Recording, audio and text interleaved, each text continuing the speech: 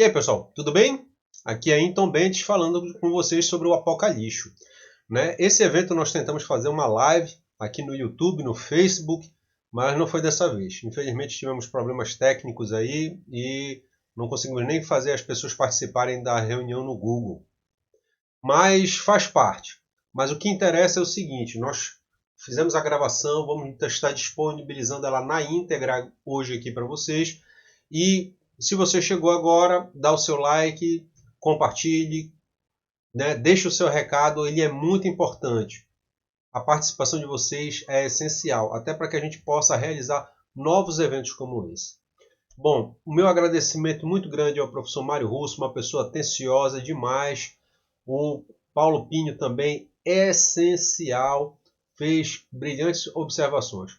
Então, gente, aproveitem esse vídeo que vocês vão gostar demais dele, com toda certeza. Muito obrigado.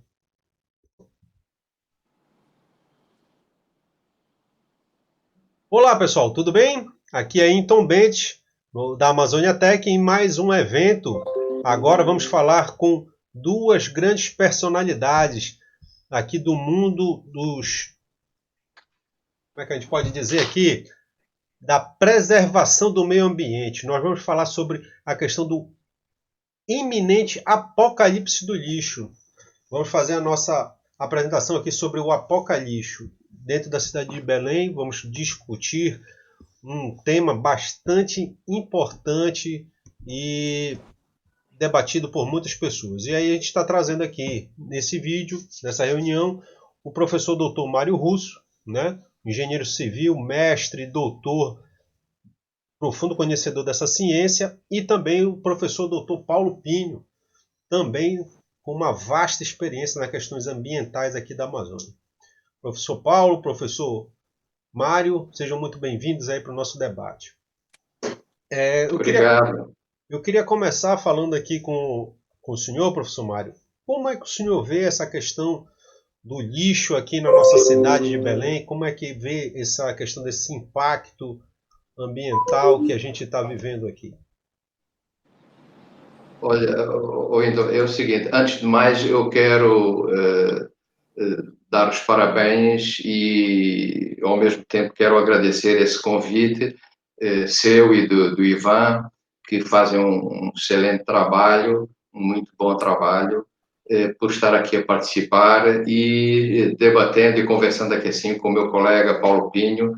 Nós já tivemos trabalhos no passado em conjunto, trabalho muito bom, foi um trabalho muito interessante sobre alternativas e comparação de alternativas para a gestão de resíduos no Brasil e comparando com a Europa, com os Estados Unidos, com o Japão. Portanto, foi um trabalho muito bom em que eu participei, o Paulo também participou, mais outros colegas do Brasil, foram 45 pesquisadores das 5 regiões e 7 pesquisadores internacionais, digamos assim. Eu estava dentro do grupo internacional, inclusive fazia uma ligação, uma ponte entre o grupo nacional e o grupo internacional.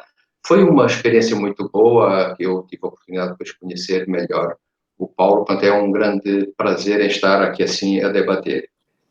Como sabem, eu conheço, estou já aqui assim, tenho vindo a fazer aqui um trabalho e conheço bastante bem a realidade aqui assim da região metropolitana e é um grande desafio a ser enfrentado por causa da decisão judicial de encerramento do aterro sanitário de Marituba.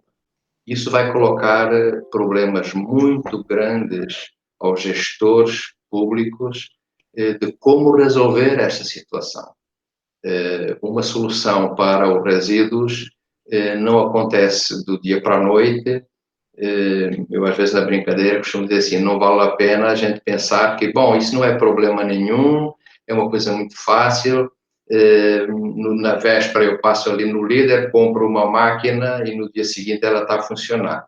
Não é bem assim, é um problema muito grave que nós temos só da parte de resíduo domiciliário diariamente chegando até o aterro em Marituba, cerca de 1.400 toneladas por dia. 1.400 toneladas é muito resíduo, e então há que pensar-se numa solução robusta para, efetivamente, termos o problema resolvido e equacionado. Todo mundo sabe o que aconteceu quando, em 2019, a empresa não tinha condição de seguir adiante com o recebimento de resíduos e, durante 2, 3 dias, não foi possível fazer a coleta dos resíduos em Belém, Ananindeua e em Marituba. O caos que foi com o resíduo todo ali assim. Agora, imagine-se se for uma situação por muito mais tempo. É um problema de saúde pública que está em questão. Se numa primeira abordagem é exatamente esta. Outro aspecto que também nós temos que olhar é que ainda existem várias carências ao nível da gestão dos resíduos, em que a coleta seletiva ainda é muito, muito, muito ténue, 1,8% a 2% no máximo. Nós temos 30%, por aí assim, de material reciclável. Portanto, há aqui um caminho muito grande para poder crescer em matéria de coleta seletiva. Portanto, é um material que tem o seu valor e que hoje em dia está tudo a ir para o aterro sanitário. Ou seja, mesmo que seja 2%, vá arredondando, 98% está indo para o aterro sanitário. Ao ir para o aterro sanitário, é aquilo que a gente já sabe, não é? Também a ideia de que o aterro sanitário é uma solução barata já está provada que não é. Apesar de alguns empresários acharem que vão fazer, através do aterro sanitário, uma solução barata, isso não acontece. E quando se pensa no barato, é o barato que sai caro. Veja-se o desastre ambiental que foi, o mau funcionamento, sobretudo inicial, do aterro sanitário. Portanto, foi uma coisa muito gravíssima. A primeira vez que eu vim aqui assim, convite do anterior governador e do secretário Luís Fernandes, foi para conhecer, obviamente, que eu não conhecia minimamente, e era um desastre aquilo que estava ali assim, a qualidade do aterro deixava muito a desejar, havia várias inconsistências. Portanto, esse é um problema e que não é o único aqui assim. Nós temos outros aterros, grandes aterros até aqui assim no Brasil, com alguns problemas. Por quê? Porque se pensou numa solução barata, não fazendo tudo o que é necessário, porque o Paulo sabe bem disso, não é só uma questão de engenharia civil, aquilo não é só uma terraplanagem que a gente vai colocar lá o resíduo, colocou aí um aspecto físico. Não, existe um aspecto muito importante de transformação, porque nós temos mais de 45% de matéria orgânica. Perfeito. Esse é um problema muito sério que nós temos aqui, porque não tem a separação desse lixo, não é isso, professor? E Não, calhando com essa situação aí, eu te pergunto, professor Paulo, como é que você vê essa questão dessa relação, dessa interrelação que existe entre a questão do saco plástico, da coleta seletiva? Como é que o senhor vê isso dentro dessa questão ambiental aí? Primeiro, eu quero também agradecer ao Ivan e a você, Igor, pela iniciativa. Conforme eu estava comentando com o professor antes de nós começarmos a gravar, eu achei o nome muito apropriado, que realmente nós estamos próximos a um apocalipse, né, que seria uma data, seria uma realidade não muito feliz.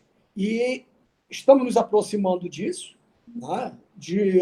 A prefeitura e também o governo do estado deram um prazo de 1 ano, portanto, daqui a 1 ano nós temos que ter uma outra solução, e é o que nós vamos estar discutindo aqui, e especificamente em relação ao que você perguntou, tem a ver com a resposta do professor.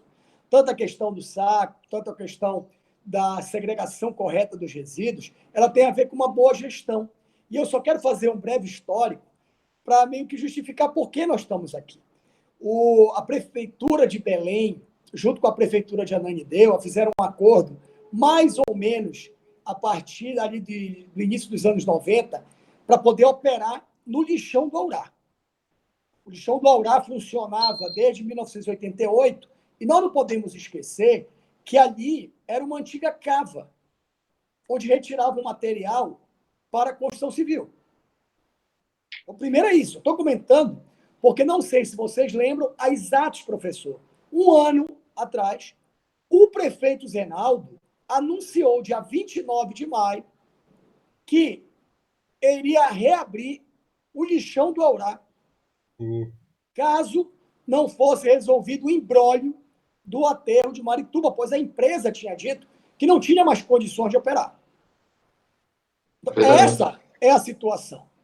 Houve também uma ação civil pública de 18 de dezembro de 2018 que proibia Belém, Ananindeua, de lançar os seus resíduos em Marituba. E veio um juiz e cancelou essa ação por conta da iminente disruptura de uma situação, como muito bem colocou o professor, que nós não conseguimos nem imaginar como seria a situação de uma cidade, de uma sociedade, sem uma gestão correta dos seus resíduos.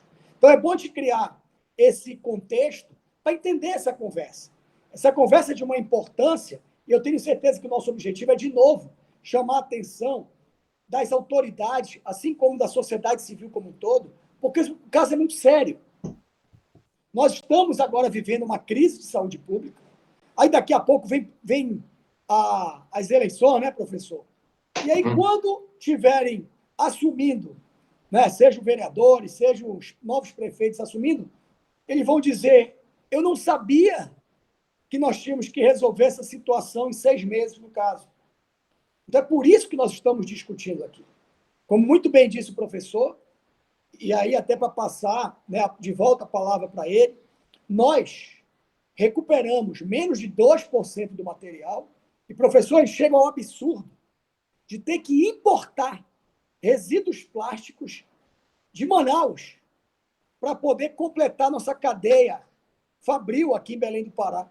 Nós temos poucas indústrias, e mesmo essas poucas indústrias, por nós não fazermos segregação na fonte, não temos o insumo para essas poucas indústrias de material reciclável. Então, meu caro Ito, tem uma máxima no movimento ambiental que diz que tudo que existe, coexiste. Então, você falou das sacolas, você falou do plástico, tudo isso é reciclável, só que, infelizmente, aqui em Belém do Pará, nós atualmente colocamos 98% do que nós geramos, tudo no mesmo saco, e pagamos para coletar, pagamos para transportar e também pagamos para aterrar lá em Marituba. Esse é um caso muito sério.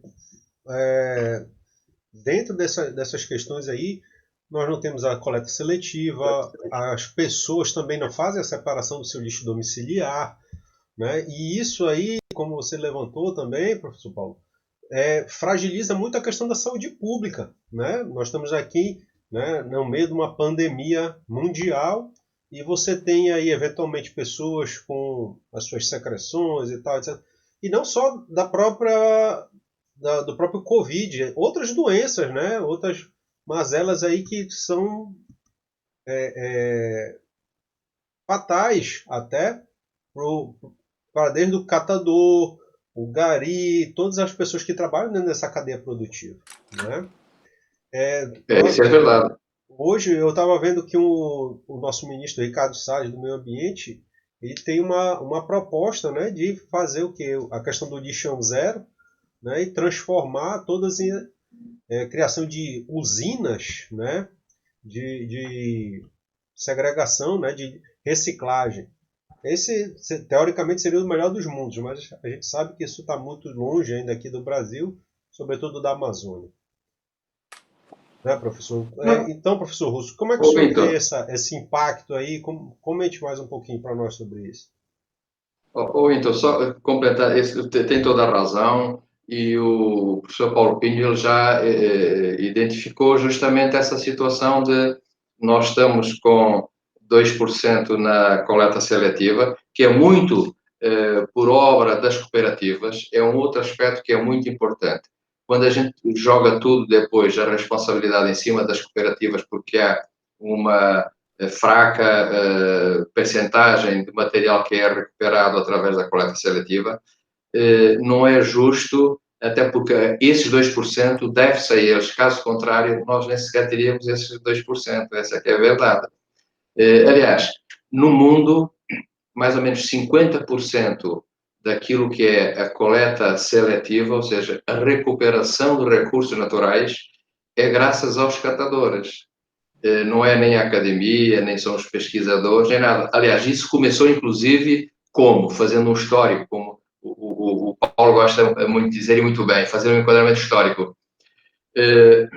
As sociedades que abandonaram o seu povo menos favorecido, ou mais desfavorecido, digamos assim, mais desfavorecido, abandonaram-nos. Então, eles não tendo emprego, não tendo renda, eles iam à procura de alguma coisa para conseguir sobreviver. E fizeram-no onde eles verificaram que o resíduo tinha, afinal de contas, muito valor. E a partir daí começou verdadeiramente a questão da reciclagem, este problema da reciclagem. Foram os catadores que, na sua necessidade de sobrevivência, conseguiram detectar que, afinal de contas, a sociedade descartava muito material que tinha valor. Aí começa, então, a investigação, a pesquisa, a universidade, a entrar nos centros de valorização, a trabalhar nesta questão.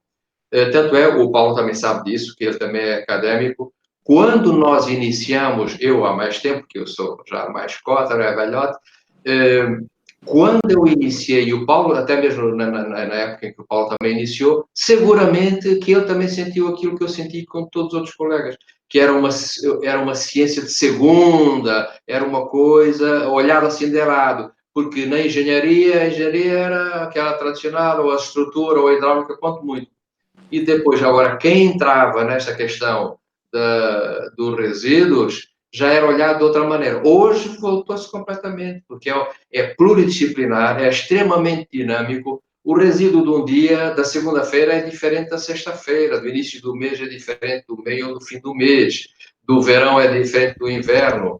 Existem muitas transformações. O que é que a gente vai fazer? Eu tenho orgânico, eu seria um bom médico se eu despachasse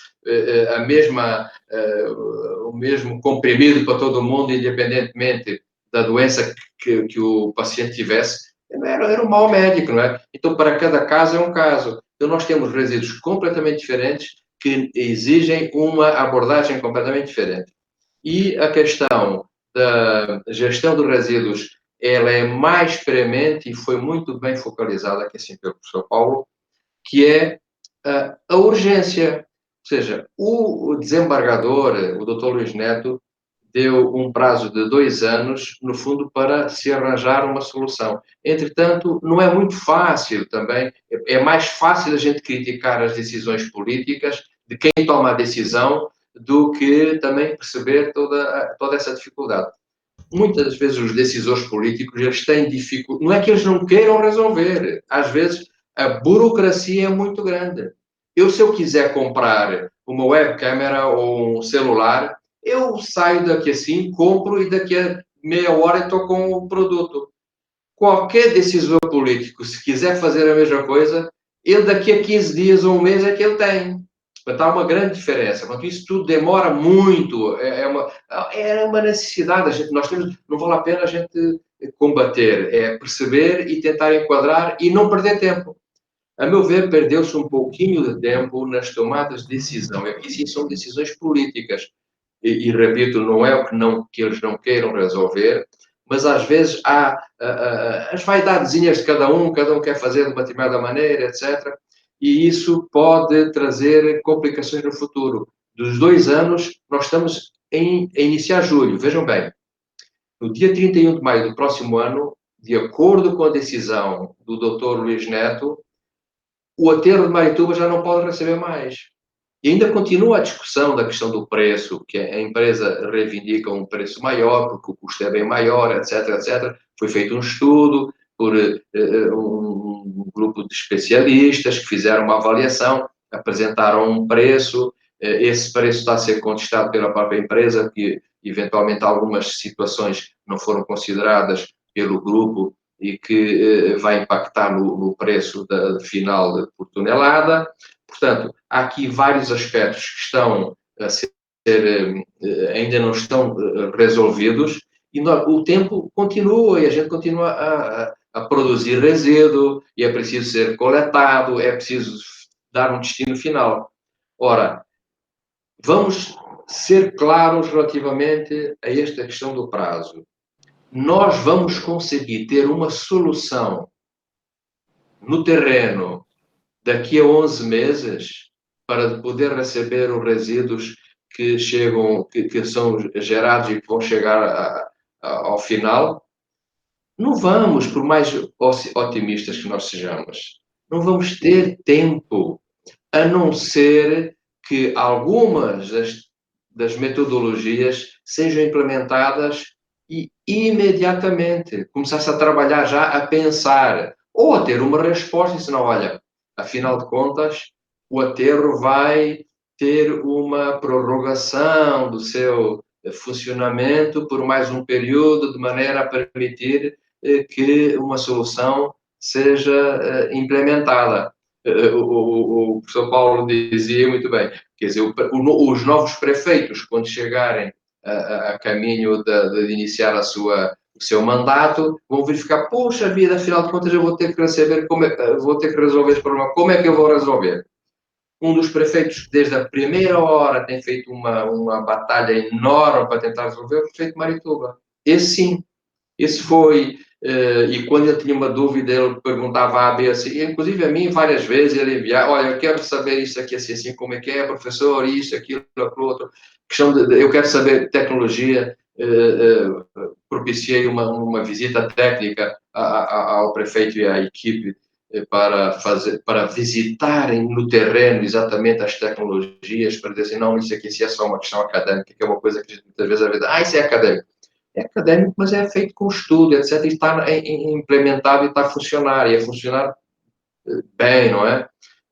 O anterior governo também houve uma visita dos dois secretários, o engenheiro Rui Prautau e o doutor Luís Fernandes também fizeram uma visita, e a doutora Larissa fizeram uma visita também para visitar locais específicos para mostrar a ideia que eu tinha era, e que eles também queriam visitar uma coisa que pudessem ver se é palpável, se de facto é efetivo aquilo que se diz que se pode tratar com uma determinada tecnologia. Portanto, esse é um esforço muito grande e agora há essa ameaça que nós, se não tivermos uma solução emergencial, atenção, existem algumas soluções que nós conseguimos colocar em pouco tempo para resolver este problema. Mas não são todas. Que se engane quem julga que pode ser todas, eu vou fazer aqui assim uma célula no Aurá e vou resolver lá o problema. Porque mesmo para fazer uma célula no Aurá, eu vou precisar de tempo para executá-la, para impermeabilizar, para tratar todas aquelas situações. E agora, é complicado utilizar uma célula de Aurá para fazer o aterro sanitário, porque aí sim vai ser o espectro de estar a voltar a orar com uma solução que é exatamente igual àquela que era anterior. Igual no sentido de que é o resíduo a céu aberto que vai ser ali assim colocado e com todos os problemas que a gente sabe. Portanto, há de facto um problema muito grave e que tem que ser resolvido. Esse é um dos problemas que deveria ser logo equacionado. Sabe? Vamos ver o que está acontecendo, o tempo está correndo, nós precisamos de deixar uma base já e preparados. No fundo, isto é assim. Se nós temos que fazer uma análise de risco. Isso, olha, se tiver isto, o que é que vai acontecer? E se for aquilo e o outro, ou seja, A, B, C, D, quanto tempo é que demora? É preciso fazer projeto? Como é que é? A questão do licenciamento. É preciso quem está no meio dessa discussão? O Estado. O Estado é fundamental para poder resolver isso. Porque a questões de licenciamento e acelerar essas coisas, ser parceiro, hoje tem que ser todo mundo parceiro e trabalhar no sentido do bem comum. É fundamental. Depois, quanto à questão, depois podemos até falar logo a seguir sobre as tecnologias, o que pode ser daqui para o futuro, daqui a 20 anos. Existem várias, não existe só uma solução, existem várias. É um aspecto fundamental, é justamente essa união de tentar resolver esse problema. Temos vários parceiros que vão poder ajudar. Não vamos tratar a dizer assim, se eu fizer a coleta seletiva, eu vou reduzir. A coleta seletiva é de uma parte, e não vou agora estar a jogar essa responsabilidade para cima das cooperativas. As cooperativas têm que ser ajudadas, têm que ser um projeto, porque vejamos a seguinte situação. Nós estamos com 2%, está certo? Vamos admitir. Ora, se eu não mudar o sistema relativamente à questão da coleta seletiva, como é que eu posso aumentar de 2% para 4%? Só com o dobro dos recursos humanos que hoje as cooperativas, as 15 cooperativas têm, para resolver o problema. O dobro. Onde é que elas estão? E os meios? Portanto, há que se mudar um pouquinho esse olhar sobre as cooperativas. Elas têm que funcionar de uma forma profissional. Nós temos que ajudar, e isso é muito importante. Não é gastar dinheiro, não é um custo, é um investimento. Investir nos recursos humanos, na capacitação dos recursos humanos das cooperativas, para as cooperativas funcionar como empresas sólidas, né? Ter todas as ajudas técnicas, é preciso. Nós temos que aliviar o esforço que os catadores fazem, e as catadoras, até a maioria são as catadoras, são mulheres absolutamente guerreiras. Nós temos que aliviar fisicamente essa gente. E eles têm que trabalhar em ambientes minimamente decentes. São pessoas com dignidade. E a inserção do catador, ela só existe quando o filho do catador estiver na escola.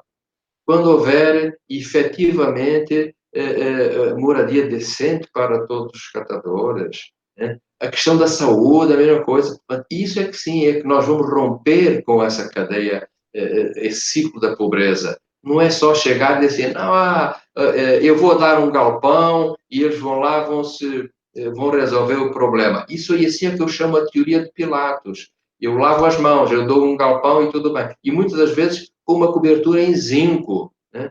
Eu já levei alguns alunos meus, sobretudo da Escola de Engenharia de São Carlos, da USP, porque quando eu falava sobre a inserção, pensavam que eu era contra os catadores. Contra não, eu sou a favor dos catadores, mas eu quero condições. Eu levava-os às cooperativas porque eles tinham uma ideia glamourosa do trabalho dos catadores, como se eles estivessem assim ludicamente a trabalhar.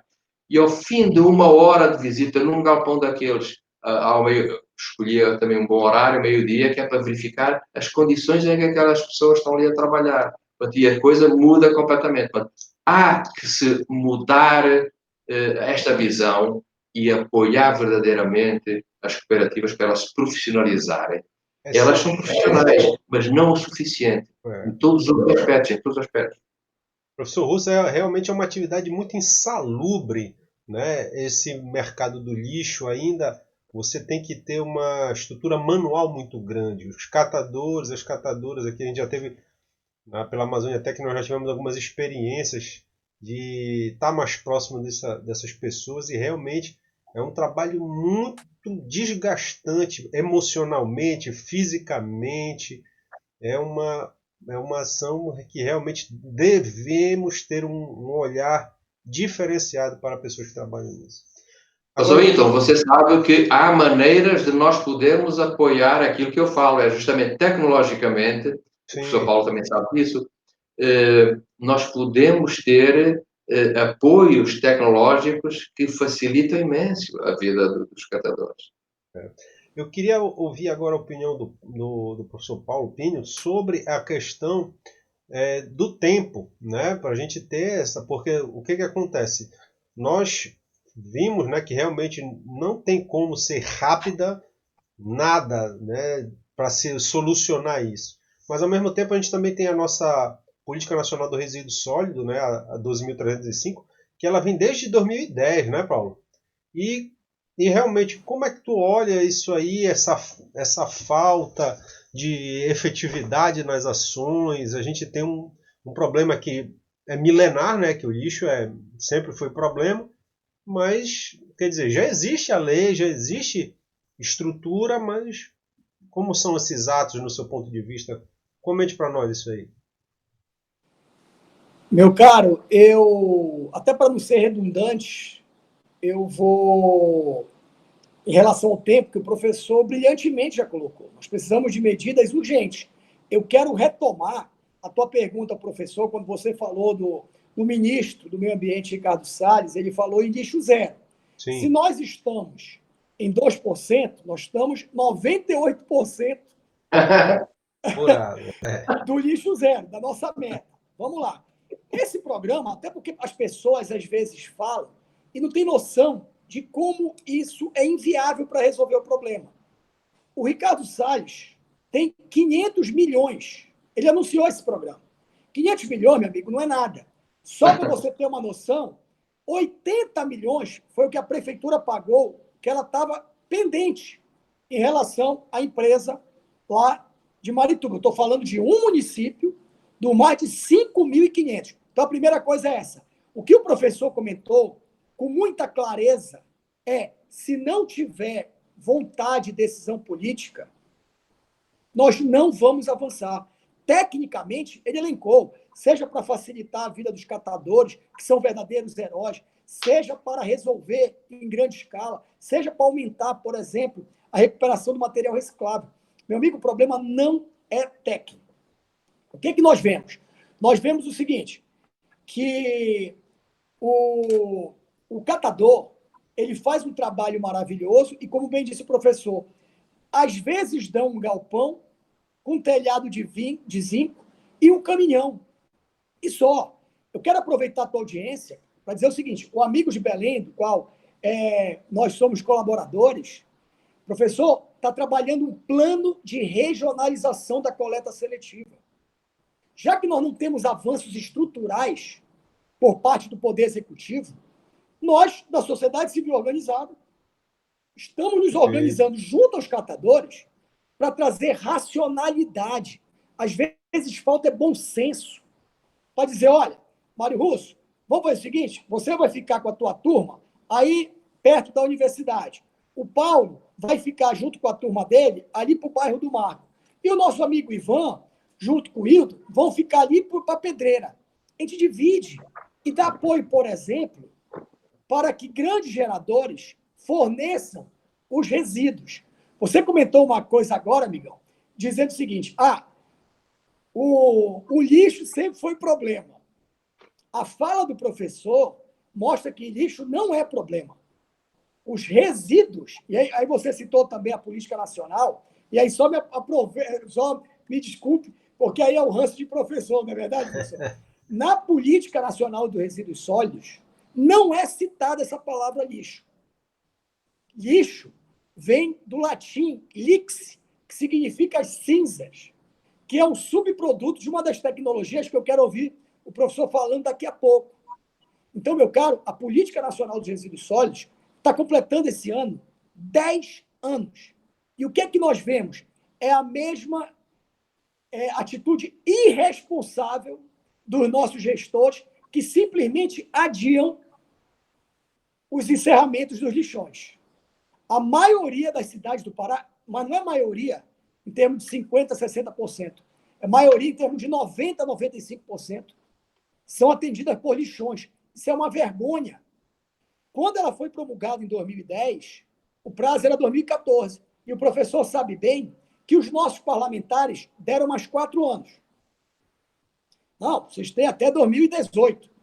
Como em 2018 os lixões não foram extintos, ninguém falou mais nada sobre isso. E essa semana agora, depois eu quero até falar um pouquinho com o professor sobre o marco de saneamento, e eles já estão falando, de novo, em transferir para 2022, ou 2023, ou em 2024, dependendo do porte da cidade. Então, meu amigo Hilton, o problema não é o tempo, o problema não é o resíduo. O problema é que nós, enquanto sociedade, ainda não entendemos a importância da saúde e do saneamento.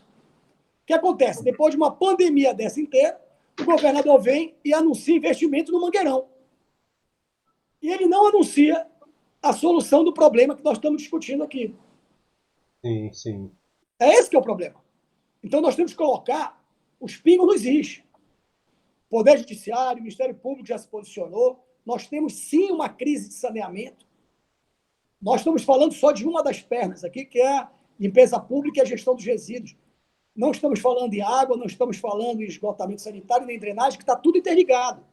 Sim. Então, você falou de tempo, eu reforço e concordo com tudo que o professor falou em relação à nossa questão emergencial, Você falou no nosso ministro do Meio Ambiente. Então, muito pouco ou quase nada está sendo feito em relação ao governo federal e é por isso que nós estamos nessa crise. Tecnicamente, nós temos as respostas. Estão faltando os nossos representantes, que são pagos para resolver problemas coletivos, fazerem a parte dele. É isso que eu gostaria de falar. E eu gostaria de ouvir agora o professor em relação ao marco de saneamento. E, professor, em relação a esse horizonte tão pequeno, que tipo de tecnologia o senhor recomendaria para nós resolvermos essa solução tão caótica que estamos vivendo? Paulo já adiantou Paulo, a minha obrigado. pergunta. Porra, Paulo, assim não pode, cara. Brincadeiras à parte.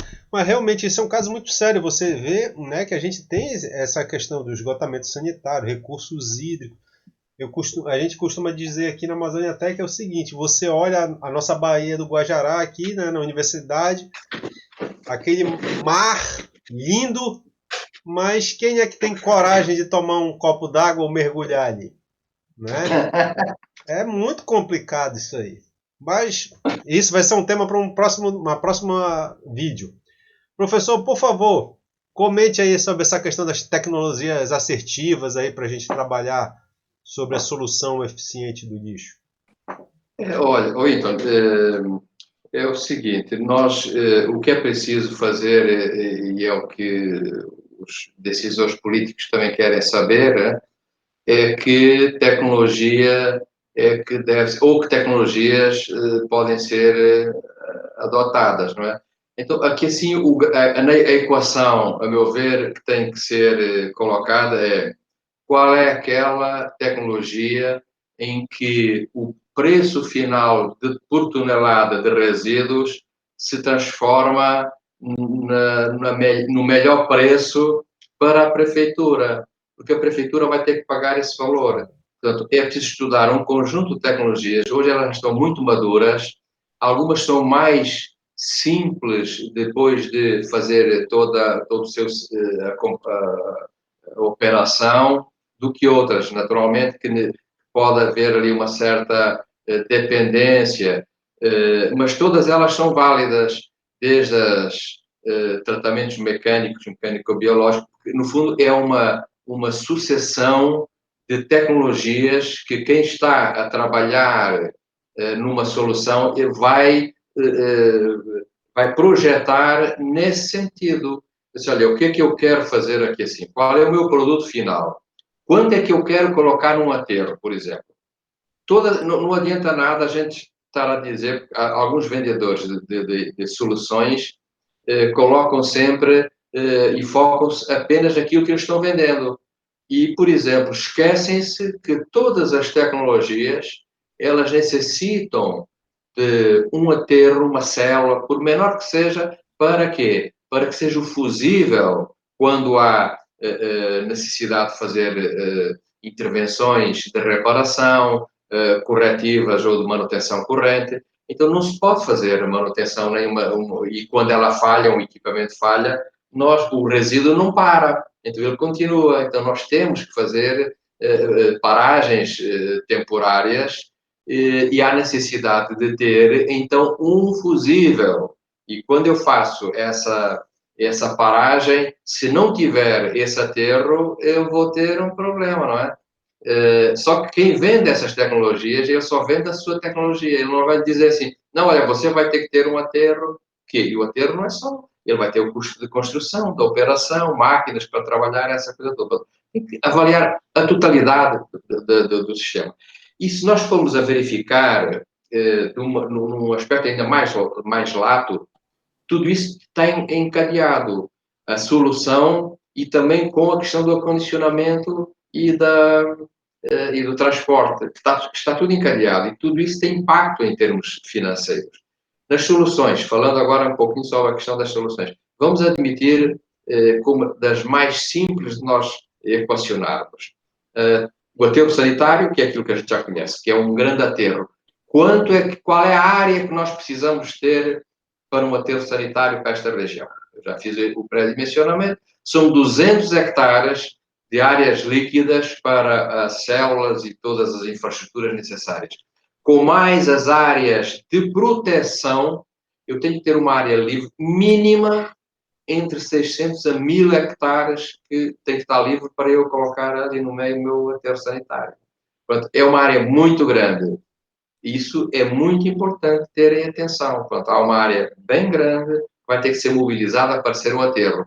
Perde-se muito recurso, porque eu vou enterrar muita coisa. Portanto, eu tenho que ter mais alguma coisa a montante.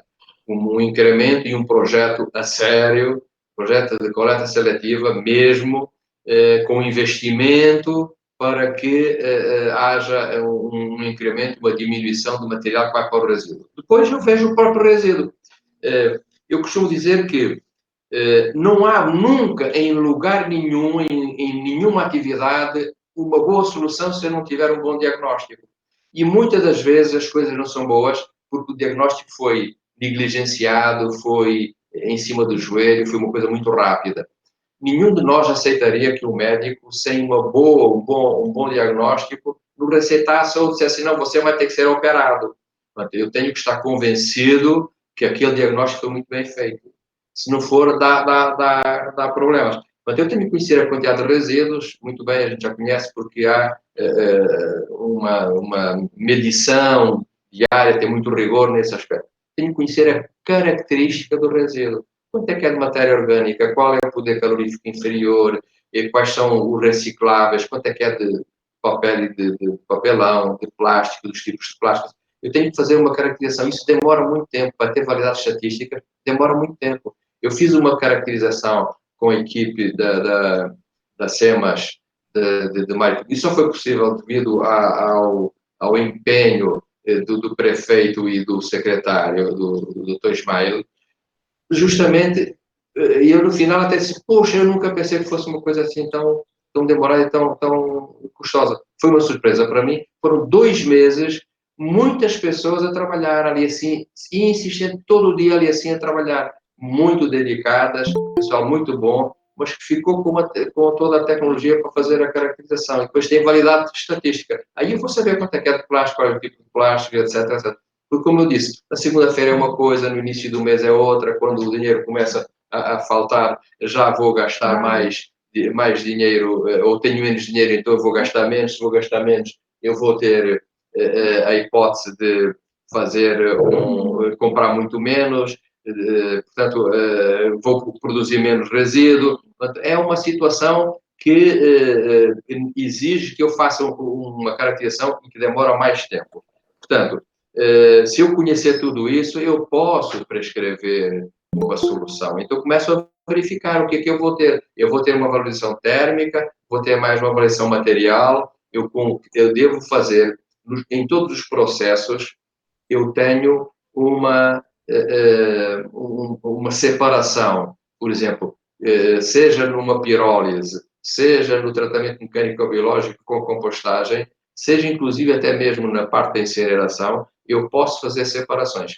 O que que se aproveita melhor a nível mecânico é o tratamento mecânico-biológico, compostagem, digestão anaeróbia e a pirólise. Porquê? Porque eu tenho como pré-tratamento, logo, entra tudo quanto é indiferença. Aquilo que é coletado seletivamente, não tem problema, foi coletado seletivamente. Mas quanto é que foi coletado? 2%. 2% é muito pouco, não é? Mas é o que a gente tem. Como é que a gente pode incrementar? Através de uma separação mecânica. Eu tenho 30% de material reciclável, por exemplo. Se eu entro, a coleta é indiferenciada, entra tudo no meu sistema, na minha fábrica, digamos assim, entra a totalidade daquele resíduo, ou seja, está tudo misturado, tem papel, papelão, o PET, latas de cerveja, até garrafas de vidro, orgânico, está tudo misturado. Mas nessa mistura há muito material que é separado em esteira e é possível de ser aproveitado. Ao ser aproveitado, então eu consigo fazer com que haja um aproveitamento do nosso material reciclável. Provavelmente 5% eu vou conseguir fazer a recuperação. Portanto, esses 5% são 5% de materiais, ou 6%, que podem beneficiar as cooperativas. Mas isso é uma parte que fica. Depois do resto, das duas, uma, eu vou separar o orgânico, e assim o orgânico eu posso adotar estratégias, eu posso fazer a compostagem, tenho um composto, tem qualidade, tudo bem. E depois tenho uma situação em que é o restante, que é o refúgio. Mas esse refúgio, o que é esse refúgio? O refúgio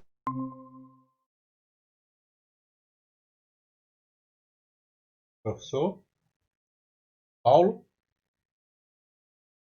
deve poder ser utilizado, porque ele está conspurcado, está sujo, tem graxas, tem essa coisa toda, então não dá. Então é preciso fazer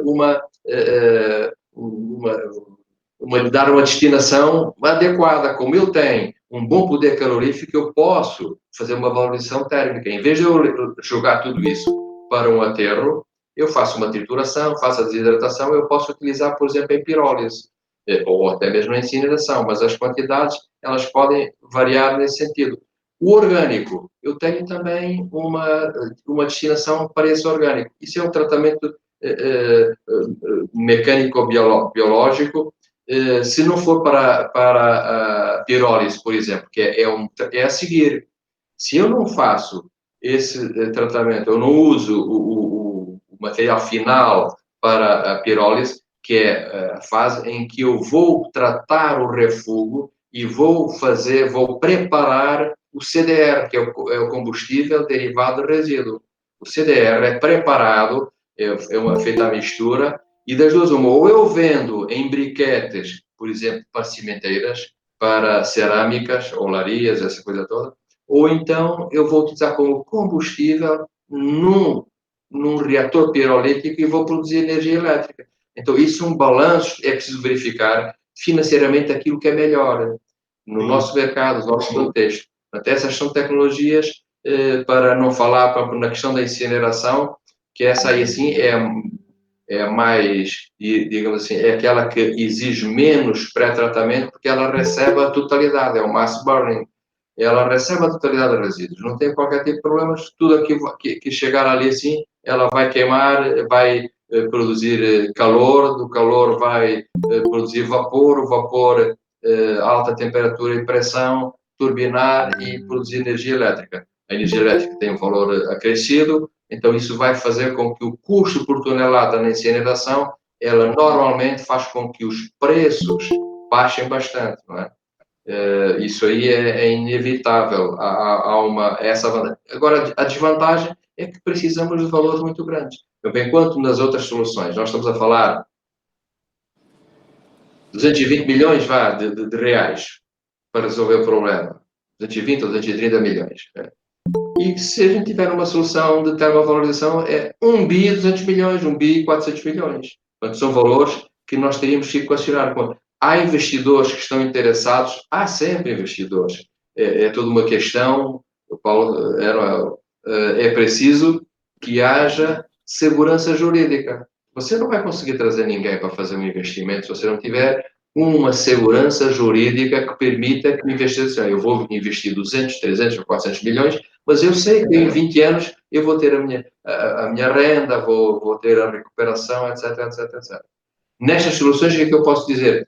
O que será mais favorável ao nosso contexto é o tratamento mecânico ou biológico, ou tratamento mecânico, ou a pirólise. Eu não tenho a menor dúvida, é aquele que vai aproveitar melhor, vai ter um incremento para as cooperativas, vai acelerar o material e, portanto, pode acelerar também o crescimento de mais emprego e renda para as cooperativas, processos mecânicos, apoios na separação através de ações de triagem para as cooperativas. E um aspecto que melhora ainda mais é se nós olharmos ainda para trás, que é o acondicionamento. Esse acondicionamento tem impacto aonde? Na eficiência da separação. Por exemplo, hoje é através da sacola de plástico, está lá o lixo, foi bem dito, não é mais lixo, é resíduo. O resíduo está a ser colocado aonde? Nas calçadas. Percebe que a água da chuva, porque aqui chove todo dia e na véspera.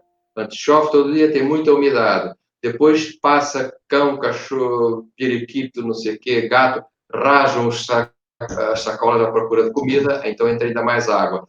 Quando se transporta o resíduo nos coletores, no caminhão coletor, boa parte é água. Só que nos processos de separação mecânica, essa água vai influenciar negativamente, porque muito material que poderia ser recuperado, ele deixa de ter esse valor, então ele vai entrar para outra fração, que é a fração resto, que eu posso, aí sim, eu posso tratar como material com bom poder calorífico e ele pode ser utilizado em termos energeticamente. Mas, genericamente, a minha visão é exatamente essa. O que é que eu vejo com maior probabilidade? É aterro, é mais do mesmo, não é? Só para fazer o projeto e fazer o licenciamento do aterro, nós estamos com 2 anos. Uhum. Depois, mais licitações e não sei o que mais. Ou seja, em menos de 3 anos, 4 anos, eu não tenho o aterro a funcionar. As outras tecnologias elas são muito mais rápidas, porque hoje já se está a produzir muito. Então, são tecnologias que estão. Há 15 anos atrás, provavelmente a gente teria muita dificuldade, que era preciso fazer projeto peça a peça. Hoje já não. Hoje já está, eu faço um projeto e já vou dizer assim, olha, eu quero um separador mecânico da Fremag, ou da Inter, ou eu tenho já todos os equipamentos para X toneladas por hora, eu já tenho tudo pronto. Ou seja, está um reator pirolítico. Eu não tenho um reator de 1500, não. Tenho vários reatores com várias capacidades. E que também é bom, por um lado, porque evita que haja estratificação de temperaturas, a mistura é muito melhor. E outra coisa, evita muito o próprio aterro, porque eu não tenho que fazer uma paralisação. Uma incineradora no Porto ou de Lisboa, quando ela para aquelas manutenções, isso pode ficar um mês, é um mês de 1500 toneladas a cair todos os dias que tem que ir para um aterro. Já viu? Ocupa imenso o próprio aterro.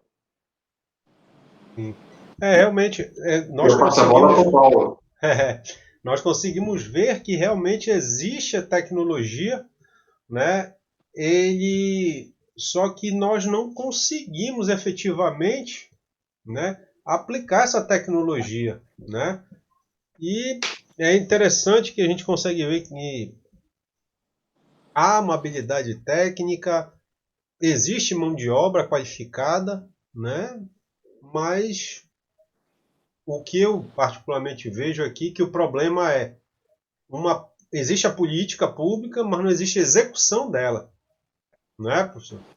E aí o que acontece? A gente fica nesse engate, nesse imbróglio e, como o professor Paulo falou, você não tem uma política de gestão, você tem uma política de situação, né? Então aquele cara ele tem que fazer, não dá para eu vencer em 4 anos, mas também ele não tem a visão do longo prazo de construir um município melhor, um estado melhor, uma nação melhor, né? Comenta um pouquinho disso aí para nós, Paulo. Como é o seu ponto de vista sobre isso? Então, eu quero te agradecer, né, por me dar a oportunidade para falar sobre isso. Nós já estamos. Quando o papo é bom, passa rápido, né, professor? Já estamos há 1 hora falando. Opa! E aí, meu caro, eu acho que estamos precisando de bons brasileiros. E aí eu quero incluir o professor Mário Russo nesse time. Porque eu acredito que a pessoa, como meu pai é português também, escolheu o Brasil para morar. Escolheu o Brasil para fazer da sua terra um lugar com qualidade de vida, um lugar para criar sua família. Então, professor, primeiro eu quero lhe agradecer por o senhor ter escolhido Belém do Pará e nos ajudar. Paulo, só uma interrupção, desculpa aí. É que eu também tenho esse prazer, essa honra de considerar o Brasil como a minha segunda pátria. Os meus filhos nasceram no Brasil.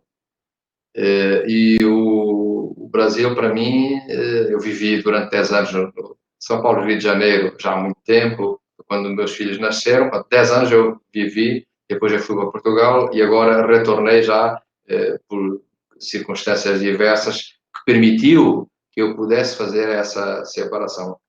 Tenho essa felicidade de poder fazer, poder ter feito essa escolha. Portanto, agradeço também essa consideração da tua parte.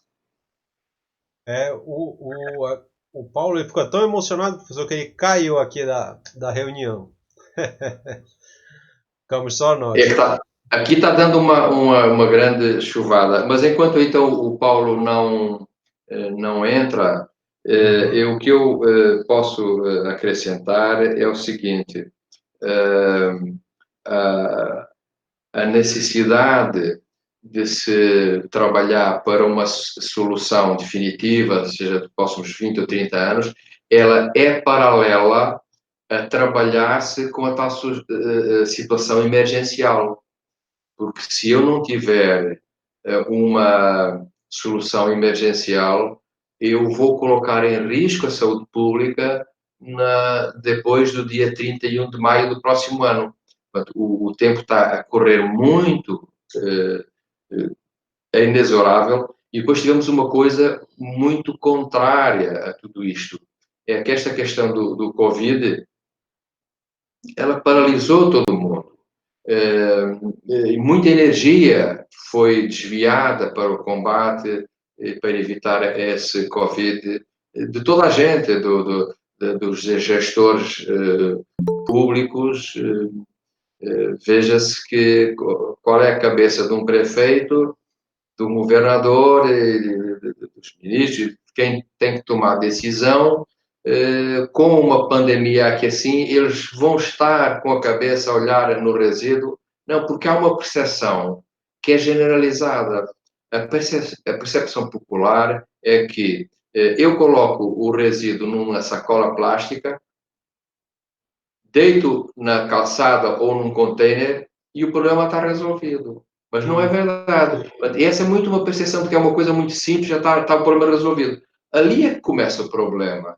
Quando eu tenho aquela sacola de resíduo, eu tenho que transportar, quando eu tenho que acondicionar, tenho que transportar, tenho que levar para uma unidade de tratamento de valorização, eu tenho custos para fazer isso, tenho que dimensionar tudo isso para funcionar bem. Eu, quando tenho um sistema de containerização, porque tenho vários contentores espalhados pela cidade, não é aleatório. Eu tenho que verificar quais são as dimensões, a sua volumetria, em função da área de influência de cada um desses pontos. Né?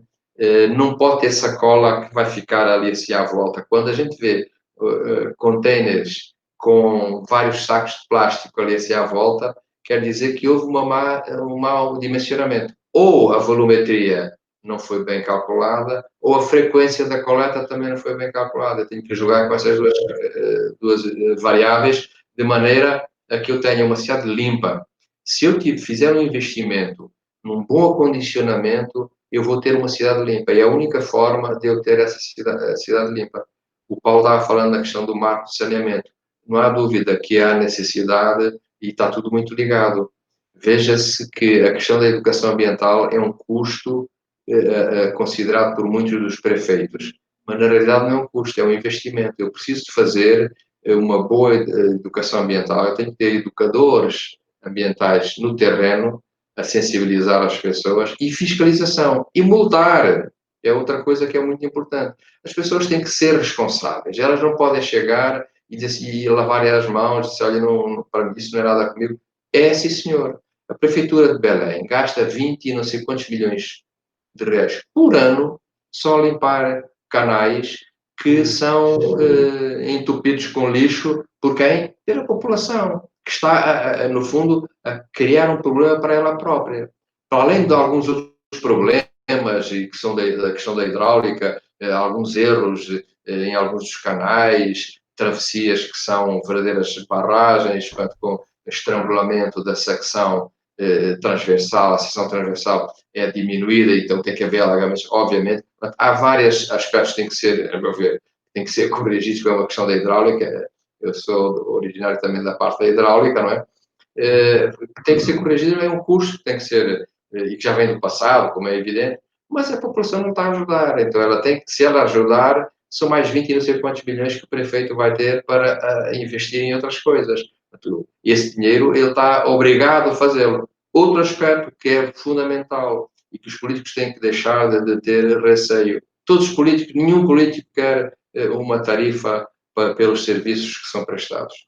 É um erro crasso. todas as cidades no mundo e no Brasil, por exemplo, as melhores cidades mais limpas, todas elas têm uma tarifa. Essa tarifa praticamente paga o custo.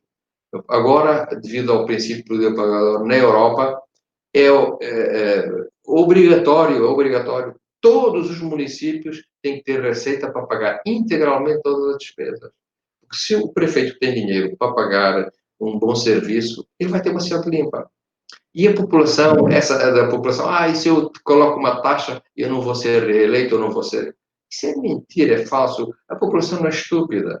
A população quer ver ser bem servida. Se ela for bem servida, ela nem se lembra de que está pagando esse valor. Então, eu não pago o celular, não pago a eletricidade, a água, etc. Então, eu não pago o resíduo, o lixo, dito lixo. Então, não estão fazendo alguma coisa a meu bem, para o meu benefício, é um serviço. Então, eu vou ter que pagar. É um valor, e até nem é muito, se nós formos a avaliar, praticamente todas as pessoas podem pagar. Há uma franja da população que não pode? Não. É uma tarifa social, até isenção. Né? Ela deve ser estipulada, deve ter uma trajetória tarifária no tempo que permita que, ao fim de alguns anos, já esteja equilibrada e está na tarifa de equilíbrio, ou seja, há uma recuperação total de custos. O município não precisa de pegar o seu orçamento para pagar as despesas que vai ter com a limpeza pública, com a coleta e o transporte e o tratamento dos resíduos. Ele tem receita para isso. Isso é fundamental nós termos, William. Realmente, professor, o que a gente vê é uma questão de administração pública mais eficiente, né? Porque conversas com o senhor, com o Paulo Pinho, mostram que realmente nós temos pessoas gabaritadas, temos técnicas já consolidadas no mundo todo, mas eventualmente ainda falta um quê a mais, que é a execução propriamente dita dessas atividades. Professor, eu É verdade, isso tem toda a razão e existem recursos humanos muito bons. Eu encontrei aqui assim, na Universidade Federal uma equipe muito boa, com o professor Neison e a equipe, o professor Giovanni, o professor Hélio, o professor Júlio Alencar.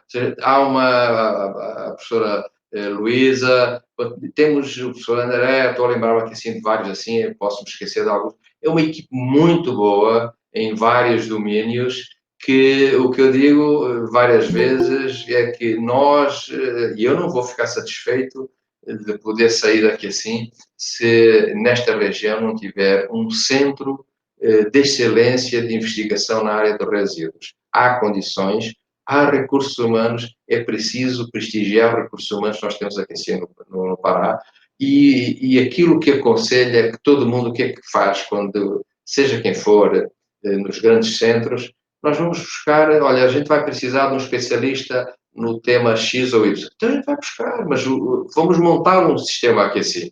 Temos aqui assim, eu posso dar o meu contributo durante algum tempo, depois é preciso mais um ou outro, vamos fazer isso, vamos organizar aqui um congresso internacional de grande nível, de X em X anos, precisa ser uma referência. Quando alguém quiser fazer alguns estudos na área de resíduos, seja no Brasil até eventualmente fora, mas aqui no Brasil, olha, vamos ver ensino no Pará, na Universidade Federal do Pará, tem lá um grupo. Isso é que é fundamental. Enquanto nós não fizermos isso, a gente não pode ficar descansado. Isso é fundamental, é ter um brilho da terra, não é o contrário. Aqui assim é assim, quando há qualquer coisa, vamos a São Paulo, vamos a São Paulo. Uma vez eu disse para um político aqui assim, ele disse, eu tenho aqui um problema, tal, eu vou à FIP, não sei quanto, em São Paulo. Assim. Eu até lhe perguntei o seguinte, você acha que São Paulo é rico? Como é que foi? Não foi prestigiando as suas próprias instituições? Foi. Alguém pensa que alguma instituição em São Paulo, quando precisa de algum problema, ela vai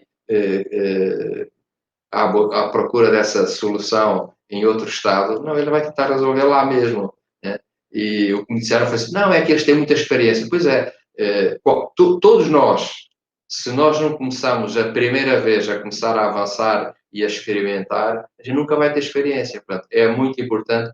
E há pessoas aqui, sim, muito bem formadas em grandes escolas, têm muita experiência, pelo amor de Deus, é ignorar todo esse capital humano que existe aqui assim, numa grande universidade, a Universidade Federal do Pará, que deve ser prestigiada. A região não tem que ter receio relativamente a isso.